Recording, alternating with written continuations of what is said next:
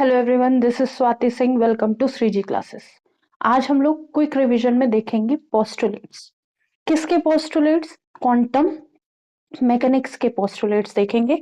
तो quick revision में हम लोग आज जो करेंगे वो है हमारा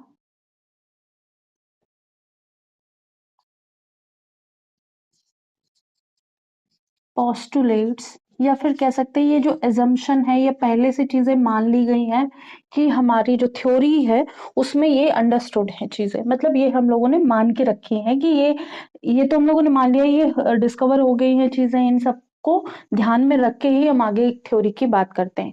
किसी भी थ्योरी में अगर पोस्टुलेट दिए जा रहे हैं तो उसका मतलब यही होता है कि वो ये कुछ सिद्धांत हैं या कुछ लॉज हैं या कुछ फैक्ट्स हैं जिनके ऊपर हमारी थ्योरी काम करेगी। क्योंकि हम लोग क्विक रिवीजन कर रहे हैं तो हम यहाँ पे केवल वही चीज देखेंगे जो हमें एग्जाम पॉइंट ऑफ व्यू से याद रखनी है। ठीक है, तो पहला पोस्टुलेट हमें क्या बताता है कि जो physical state of a system, physical state of a system, किसी सिस्टम का फिजिकल स्टेट है वो किसी एक टाइम में, at a time T is described by wave function. At a time T is described by wave function. ठीक है, wave function हमारा क्या होता है? साई, और इसको हम एक्स कॉमा टी के रिस्पेक्ट में लिखते हैं। ठीक है, तो x and T R the variables of wave function Sai. ठीक है, तो पोस्टुलेट में फॉर्मुलेशन होता है क्वांटम मैकेनिक्स का, या फिर कह सकते हैं और वेव मैकेनिक्स का, फॉर द मेजरमेंट ऑफ, या फिर कह सकते हैं स्ट्रक्चर ऑफ एटम। ठीक है, तो जब हम स्ट्रक्चर ऑफ एटम या फिर माइक्रोस्कोपिक लेवल पे बात करते हैं, क्वांटम थ्योरी की बात करते हैं, तो उसमें पहला जो पोस्टुलेट है, इसमें लिख देते हैं पोस्टुलेट ऑफ क्वांटम मैकेनिक्स। ठीक है, तो यहाँ पे जो बात करी गई है कि जो फिजिकल स्टेट है सिस्टम का, किसी भी सिस्टम का, जो हम लोगों ने सिस्टम लिखा है, जो बाकी सारी चीजें हैं वो वेव फंक्शन पे चलेगी। जैसे जो हम लोगों ने वेव फंक्शन लिखा है साई, वो इज इक्वल टू किसके बराबर होगा? या तो किसी एक एक्सिस पे ले रहे होंगे या सारी एक्सिस पे ले रहे होंगे। ठीक है, तो हम क्या करेंगे, अगर हम तीन एक्सिस पे ले रहे हैं, एक्स वाई और जेड, और साथ में हमारा टी भी रहेगा। ठीक है, तो ऐसे भी लिख सकते हैं, या फिर दो पॉइंट्स का ले रहे हैं तो x1 y1 z1 comma x2 y2 z2, और t तो रहेगा ही। ठीक है, तो ये सारी बातें श्रोडिंगर वेव के रिस्पेक्ट में हो रही हैं। ठीक है, अब हम, क्योंकि हम टाइम डिपेंडेंट बातें कर रहे हैं, टाइम पे डिपेंड है हमारा system, physical state of the system. Second जो हम पोस्टुलेट है हमारा, वो क्या बात करता है? The wave function and it's first and second derivative. जो वेव फंक्शन है, लिख लेते हैं द वेव फंक्शन, इसको पूरा लिख लेते हैं फिर बात करते हैं। तो ये सेकंड पोस्टुलेट क्या कहता है कि वेव फंक्शन साई एक्स, कोई वेव फंक्शन है जिसके वेरिएबल है x and t, its first derivative क्या होगा? D psi by d t, with respect to t हम लेंगे। ठीक है, तो इसको हम लिख सकते हैं d, first derivative d psi by d t, और साई की जगह एक्स टी भी लिख सकते हैं क्योंकि फंक्शन है। और डेरिवेटिव की बात करेंगे second, d two psi by d t square. तो ये दोनों जो वेव फंक्शन को अगर हम डिफ्रेंशिएट करेंगे तो इनके जो डेरिवेटिव आएंगे तो वो कॉन्टिन्यूअस होने चाहिए। कॉन्टिन्यूअस होने चाहिए कि मतलब कि कहीं ब्रेक ना कर रहे हो, मतलब ऐसा कोई अगर ग्राफ बना है तो ये ऐसा होना चाहिए, कॉन्टिन्यूअस है, यहाँ से यहाँ तक कोई भी वैल्यू ले सकते हैं। फाइनाइट होना चाहिए, मतलब जो वैल्यू है वो 1 2 3 4 ऐसे आना चाहिए, इनफाइनाइट नहीं होना चाहिए, सिंगल वैल्यूड होनी चाहिए। मतलब कि जैसे ये ग्राफ में हर पॉइंट पे एक वैल्यू आ रही है, हर पॉइंट पे एक वैल्यू आ रही है, ठीक है, हर पॉइंट पे एक वैल्यू आ रही है। ऐसा नहीं होना चाहिए कि हमारा ग्राफ ऐसा हो, ठीक है, एक पॉइंट पे ये वैल्यू भी आ रही है, ये वैल्यू भी आ रही है, या फिर हमारा पॉइंट ऐसा हो, एक पॉइंट पे ये वैल्यू भी आ रही है, ये वैल्यू भी आ रही है, ऐसा नहीं होना चाहिए, ठीक है। For all values of x, कोई भी हम एक्स की वैल्यू रख ले, कॉन्टिन्यूस होना चाहिए फंक्शन, वेव फंक्शन फाइनाइट होना चाहिए, सिंगल वैल्यूड होनी चाहिए जब हम इनका डेरिवेटिव करेंगे तो, और साथ साथ में जो वेव फंक्शन है वो नॉर्मलाइज होना चाहिए। मतलब जो वेव फंक्शन है एक्स और टी के टर्म में, वो उसका अगर हम अपोजिट ले लें या अल्टरनेट ले लें तो दोनों का जो प्रोडक्ट है वो 1 के बराबर होना चाहिए, ठीक है, तभी फंक्शन नॉर्मलाइज होंगे, ठीक है। तो ये क्या है फंक्शन, ये है कॉन्जुगेट फंक्शन, मतलब या फिर कह सकते हैं कॉम्प्लेक्स फंक्शन है। रिप्लेस करेंगे यहाँ पे, अगर आई है तो आई माइनस लिख लेंगे, ठीक है। अगर यहाँ पे ये मान लो ये आई फंक्शन है तो आयोटा जिसको बोलते हैं, और इसका साई स्टार क्या हो जाएगा, माइनस आई हो जाएगा। तो ऐसे हम समझ सकते हैं, ठीक है। अब इन दोनों का प्रोडक्ट करेंगे तो 1 के बराबर होगा। ये है second postulate of the quantum mechanics. Third postulate पे आते हैं।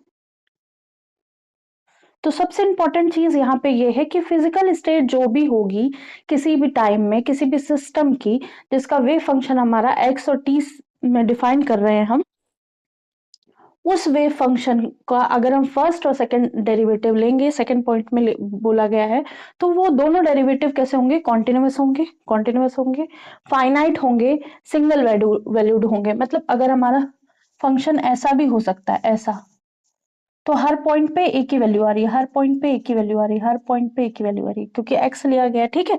सिंगल वैल्यूड होने चाहिए, फाइनाइट होने चाहिए, 1 2 3 4 ऐसे करके 10 12 50 ऐसे वैल्यू आनी चाहिए, किसकी, जितनी भी वैल्यू आएंगी एक्स की। और हमारा फंक्शन जो है वो नॉर्मलाइज होना चाहिए, ठीक है। नॉर्मलाइज मतलब फंक्शन और उसका कॉन्जुगेट का, या फिर फंक्शन उसके कॉन्जुगेट के साथ अगर उसका मल्टीप्लाई करें तो ऑलवेज इक्वल टू 1 है।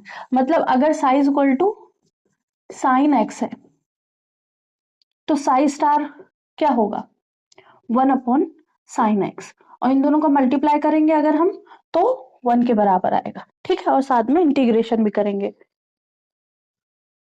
कहां से कहां तक, माइनस इंफिनिटी से प्लस इंफिनिटी तक, मतलब फंक्शन हमारा जहां तक लिया गया होगा वहां तक, ठीक है। सिस्टम के हिसाब से लिमिट्स चेंज होती रहेंगी। थर्ड पोस्टुलेट पे आते हैं।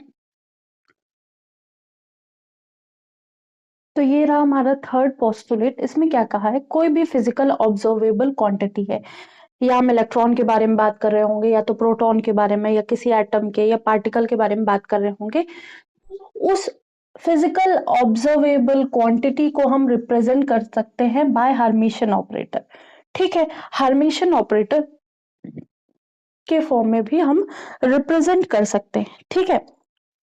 ए को हम यहाँ पे हर्मिशन ऑपरेटर मान रहे हैं, या फिर हर्मिशन मान रहे हैं।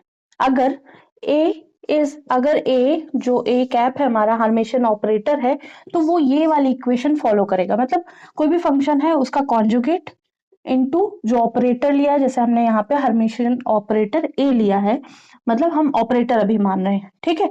तो ए कैप और उसी का दूसरा फंक्शन dx, ठीक है। और इसके बाद फंक्शन, सेकंड फंक्शन और ऑपरेटर इनटू फर्स्ट फंक्शन। अगर ये वाली इक्वेशन इक्वल टू ये वाली इक्वेशन हो जाती, मतलब हम इसको अलग सॉल्व करेंगे अपना ऑपरेटर रखकर, क्योंकि हमारे पास दो वैल्यूज होंगे, एक साई 1 साई 2 या फिर साई आई साई जे, जैसा कि बुक में भी दिया रहता है, कहीं कहीं साई 1 साई 2 यूज करते, कहीं साई आई साई जे ऐसे, ठीक है। तो हम इसका मल्टीप्लाई इससे करेंगे, फिर ओवरऑल का मल्टीप्लाई इसका करेंगे, फिर इंटीग्रेट कर देंगे, ठीक है। फिर सेकंड टाइम में क्या करेंगे, इसका इन दोनों को मल्टीप्लाई करेंगे इधर, नहीं नहीं नहीं मैंने ये अलग से लगा दिया, ये ऐसे, हाँ, पहले इसका इससे होगा, फिर पहले इसका इससे होगा, हाँ, ऐसे ऐसे होता है, ठीक है। पहले ये वाला फर्स्ट टर्म है, इसका इसके साथ होगा, फिर इसका इसके साथ होगा, ठीक है। और यहाँ पे भी पहले इसके साथ होगा, फिर इसके साथ होगा, ठीक है, इसलिए पहले ब्रैकेट लगाए। तो ये वाली इक्वेशन और ये वाली इक्वेशन दोनों इक्वल हो जाएंगी, तब हम बात कर पाएंगे या कह पाएंगे जो हमारा ऑपरेटर है दैट इज हार्मिशियन इन नेचर, ठीक है। तो द फोर्थ, अगर हम पोस्टुलेट की बात करेंगे तो वहां ये कहेंगे the allowed value of observable A, कोई एक ऑब्जर्वेबल है A, are the eigen values A I in the operator equation. कोई भी ऑपरेटर इक्वेशन है, हमने अपनी वेव फंक्शन में कोई ऑपरेटर लगाया, ठीक है। ये ऑपरेटर क्या है, कुछ भी फंक्शन के फॉर्म में हो सकता है, कुछ भी वैल्यू के फॉर्म में हो सकता है, ठीक है। हम उसको फंक्शन के साथ लगाएंगे। अगर हमारा फंक्शन एज इट इज दोबारा मिल जाता है तो उस इक्वेशन को कहेंगे आइगन इक्वेशन, ठीक है। हम मतलब उस ऑपरेटर को कहेंगे आइगन आइगन वैल्यू ऑपरेटर, और ये जो वैल्यू आएगी इसको आइगन वैल्यू कहेंगे, ठीक है। तो यहाँ फंक्शन है, जो ये इक्वेशन दी हुई है, ये आइगन इक्वेशन हो जाएगी, ठीक है। और जो ये आई आया है, ए आई स्मॉल ए आई है, ये आइगन वैल्यू हो जाएगी। हमने ऑपरेटर ए कैप इस्तेमाल किया था, ठीक है। तो हमने जब ये ऑपरेटर इसके साथ इस्तेमाल किया तो हमें ए आई वैल्यू अलग से मिल गई, साथ साथ में जैसा हमने वेव फंक्शन यूज किया था वो एज इट इज हमको मिल गया। तो इस इक्वेशन को कहेंगे eigen value equation. Fifth postulate की बात कर लेते हैं। तो एवरेज वैल्यू होगी यहाँ पे बात, average value of an observable A corresponds to the operator A, ठीक है। होप सो ये पहले वाला लिख लिया होगा, समझ लिया होगा, क्योंकि ये रिवीजन पर्पज से है।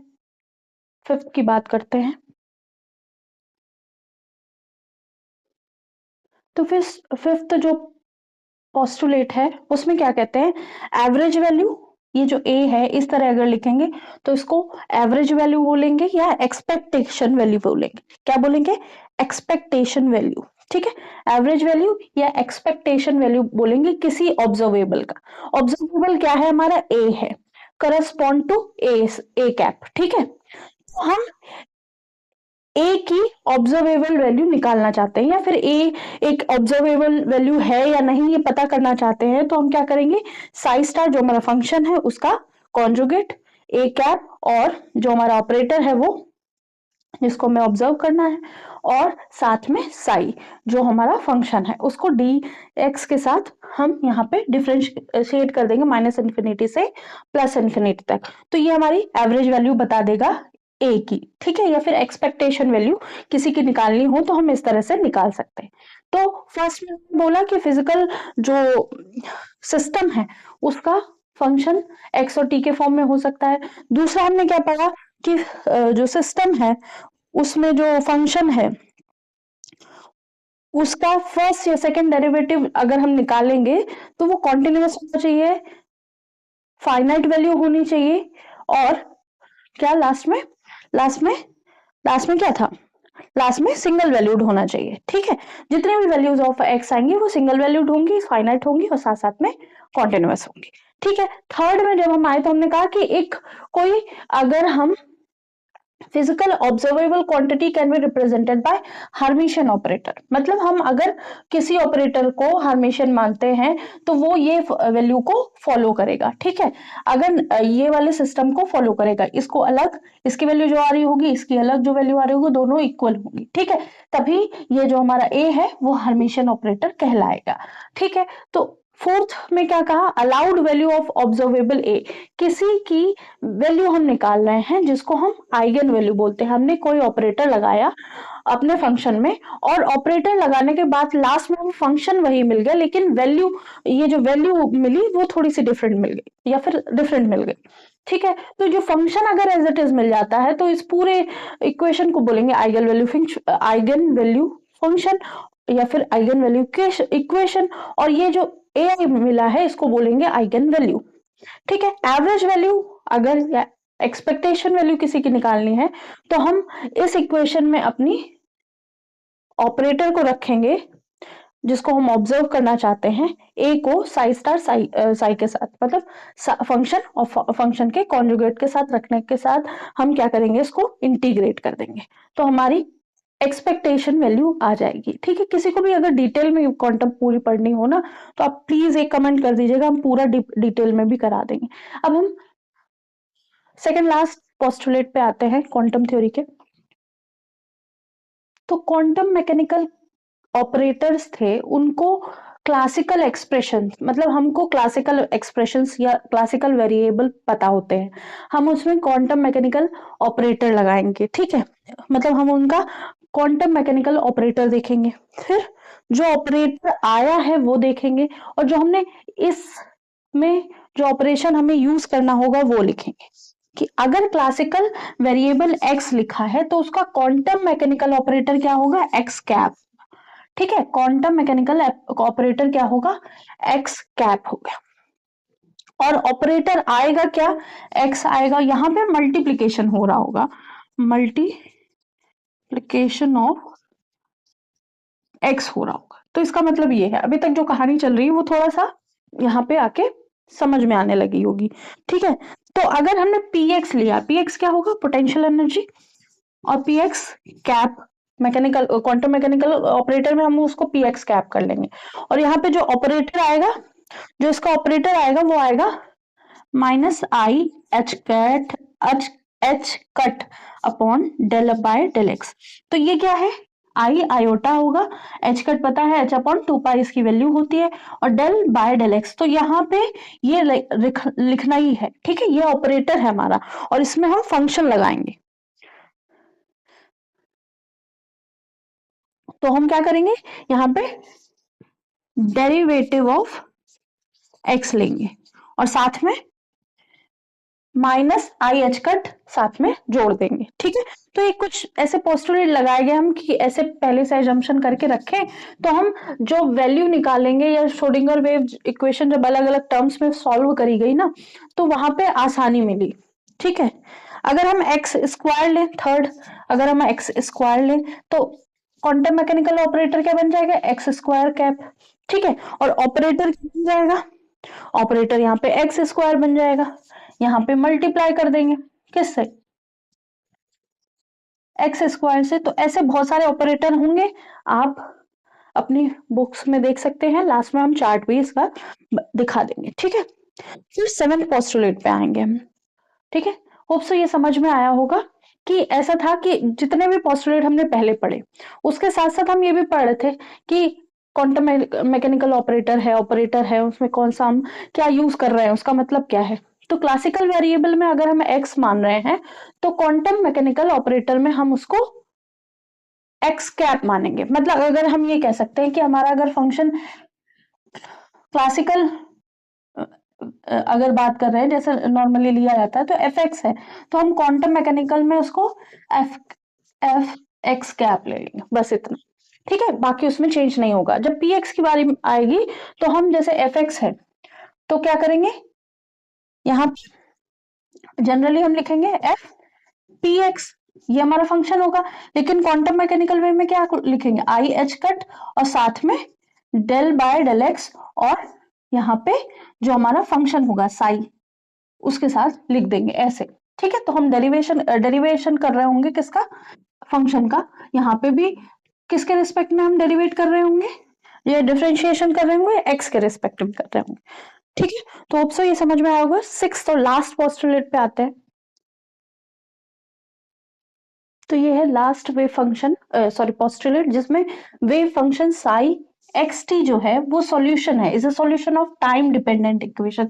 जो भी हमारी श्रोडिंगर वेव इक्वेशन है, उसमें हम जो, या फिर जो कह सकते हैं फंक्शन है, वो क्या है, वेव फंक्शन है, वो टाइम डिपेंडेंट इक्वेशन है। ठीक है, तो wave function psi x is a solution, ये एक सॉल्यूशन है किसका, टाइम डिपेंडेंट इक्वेशन का। तो यहाँ पे जो एच है that is Hermitian operator of the system. यहाँ पे हमने एक ऑपरेटर लिया, और ये रहा हमारा फंक्शन। जब हमने ऑपरेटर लगाया, तो हमारा सॉल्यूशन क्या मिला, आई एच का del psi x comma t upon del x. मतलब ये जो फंक्शन है, इसको हम एक्स के रिस्पेक्ट में डेरिवेट कर देंगे या डिफरेंशिएट कर देंगे। होप सो ये समझ में आया होगा। ठीक है, जो पोस्टुलेट्स हैं बहुत इजी हैं, बहुत ज्यादा ऐसा कुछ है नहीं कि अगर आपने बहुत सारी चीजें नहीं देखी हो क्वांटम मैकेनिकल में या मैकेनिक्स में, तो आप ये क्या करेंगे, पोस्टुलेट देख लेंगे। जो फर्स्ट सेकंड थर्ड पोस्टुलेट है वो बहुत इंपॉर्टेंट है और वो आपको आने चाहिए कि जो हमारा वेव फंक्शन है, जो साई है, साई क्या है, वेव फंक्शन है, और साई स्क्वायर क्या होता है, प्रोबेबिलिटी ऑफ द इलेक्ट्रॉन, मतलब इलेक्ट्रॉन उस एरिया में मिलेगा कि नहीं मिलेगा। ठीक है, हम ये सारी इक्वेशन किसके बारे में बात कर रहे थे, हम इलेक्ट्रॉन के बारे में बात कर रहे थे, पार्टिकल के बारे में बात कर रहे थे, जो भी पार्टिकल जिसको हम जानना चाहते हैं उसके बारे में। तो उसका फंक्शन एक तरह से लिखा गया। जब उसका फंक्शन लिखा गया तो हमने बहुत सारे पोस्टुलेट बनाए, ये सारे पोस्टुलेट ये हैं। होप सो समझ में आए होंगे। किसी को भी फुल क्वांटम मैकेनिक पढ़नी हो तो एक दो बच्चे को भी अगर पढ़नी है तो आप कमेंट कीजिए, हम आपको पूरी क्वांटम मैकेनिकल फ्री में पढ़ाएंगे। ऐसा कुछ नहीं है कि कुछ छुपा दिया जाएगा, जो भी बुक में है वो सारा आपको पढ़ाया जाएगा। ठीक है, क्योंकि बहुत सारी चीजें 11 12 से हटा दी गई हैं तो बहुत सारी चीजें पढ़ी नहीं पता नहीं होती है, और कुछ बच्चे क्या करते हैं, यूपीएमपी स्टेट में क्या, यूपीएमपी बिहार इन सब में क्या है, कॉलेज में इतना अच्छा पढ़ाया नहीं जाता या जाते ही नहीं बच्चे, पढ़ाया भी जाता है तो जाते ही नहीं, तो उनको बहुत सारी चीजें नहीं पता होती हैं। क्वेश्चन के माध्यम से आप करते हैं तो क्वेश्चन केवल आते हैं, थ्योरी में बहुत सारी चीजें नहीं आती हैं। ठीक है, तो कुछ भी इसमें पढ़ना हो तो वो जरूर बताएगा।